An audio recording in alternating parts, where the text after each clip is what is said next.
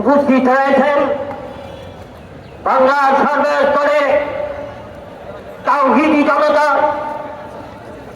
আমি আপনাদেরকে ভালোবাসি। আমি আপনাদেরকে কি করি বলে তো ভালোবাসি। আপনারা আমাকে ভালোবাসেন না কেন? ভালোবাসি, আমরা সবাই শান্তি চাই, আর শান্তি দেওয়ার মালিক হলো রব্বে কারীম। শান্তি দেওয়ার মালিক কে? আল্লাহ।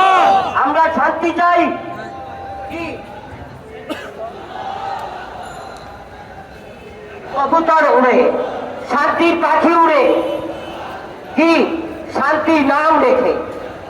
আসলে শান্তির কবুতর, শান্তির পায়রা উঠিয়ে পশ্চিম কেন শান্তি আসতে পারে না।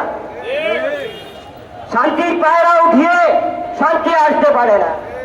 আজকে আমি আপনাদের কাছে বিনীতভাবে আরজ করতে চাই, বাংলার সংখ্যাগরিষ্ঠ মুসলমান অধ্যুষিত দেয়, এদেশের সংখ্যাগরিষ্ঠ মুসলমান, আর সংখ্যাগরিষ্ঠ মুসলমানের দেশের যিনি প্রধান থাকবেন, যিনি এদেশের প্রধান থাকবেন, তিনার প্রধান কাজ হল নামাজ প্রতিষ্ঠা করা। সুতরাং আজকে জাতীয় মসজিদ বাইতুল মুকাররম থেকে সমস্ত মুসলমানের এক আওয়াজ আসতে হবে।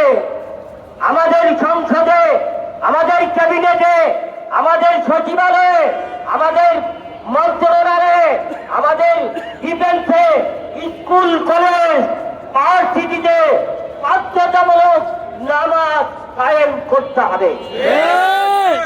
নাম্বার 2, এই রাজধানীর সকল